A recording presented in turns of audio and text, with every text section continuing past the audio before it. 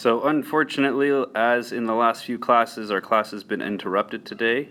As a result, I'm making this little video just so we can get covered what we need to today. You may hear noises in the background that can't be prevented. My apologies. This will be a quick video, but it's important that you use it to help you do your homework. Alright, we can use the Pythagorean theorem to determine the length of a side of a triangle, the missing length of a side of a triangle. So you can see this triangle here on the screen. We have one leg, which is 4, one leg, which is 3, and we're trying to find the value, in this case, of the hypotenuse, which has been marked with X. Okay? We also often use the letter C to denote the hypotenuse. So when I'm solving this kind of problem, I'm using the form of the Pythagorean theorem, that is c squared equals a squared plus b squared. So I've written my formula, and just like when I'm doing geometry, my next step is to substitute. The difference is, in this case, I need to make sure that I keep something on the left side and the right side of the equal sign all the way down. So you'll notice that, and I'll point it out when I get to the end. So my next line, I'm trying to find c squared. That's this x here, the hypotenuse. I'm going to substitute in for a, 4, and I get 4 squared. A little messy, 4 squared. 4 squared plus b squared is going to give me 3 squared. So now that I've done my substitution, I can now follow BEDMAS. Again, I'm writing the c squared again because I'm keeping my left side of the equation and my right side all the way down. So then I get 4 squared equals 16, 3 squared equals 9, and I have c squared equals 16 plus 9. Now I need to add. Again, I'm going to write c squared.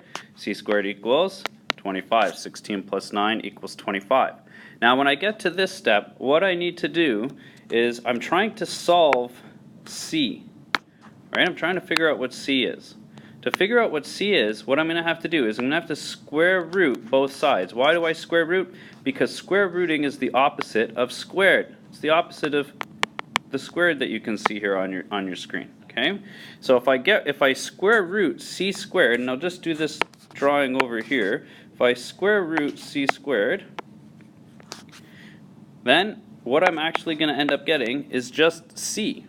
The square root of c squared is c. And just to demonstrate that really quickly, let's imagine I have 3 squared, and I square root it. What am I doing? I'm getting square root of 9, which gives me 3.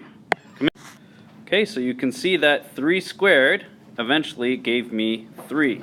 So I can do the same thing now up here. If I square root both sides, I get c equals the square root of 25, because I square rooted both sides, and then I get c equals 5. That means that the hypotenuse in this case is 5.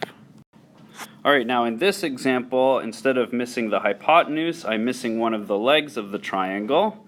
So in this case, instead of doing c squared equals a squared plus b squared, I need to do the other form of the Pythagorean theorem, which is a squared equals c squared minus b squared. Now it could be the same thing. It's the exact same thing as doing b squared equals c squared minus a squared. These are the exact same equation.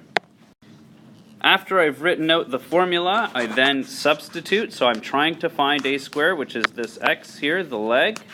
So I do a squared equals 5 squared minus 4 squared. And when I do that, then a squared equals 5 squared equals 25, 4 squared equals 16, a squared equals 25 minus 16. That means a squared is equal to 9. And again, when I get to this step, I square root both sides. A equals the square root of 9. A equals 3. Alright, to summarize, if you're trying to find the hypotenuse of a triangle, as you can see in this one here with x, in that case you need to use the form of the formula c squared equals a squared plus b squared.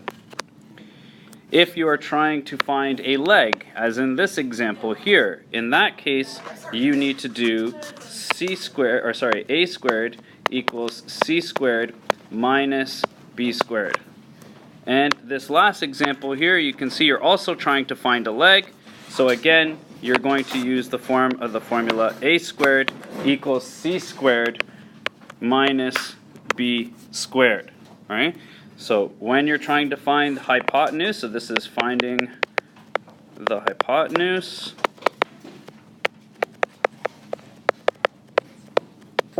You're going to use this form of the formula. When you're finding a leg, you're going to be finding or using this form of the formula.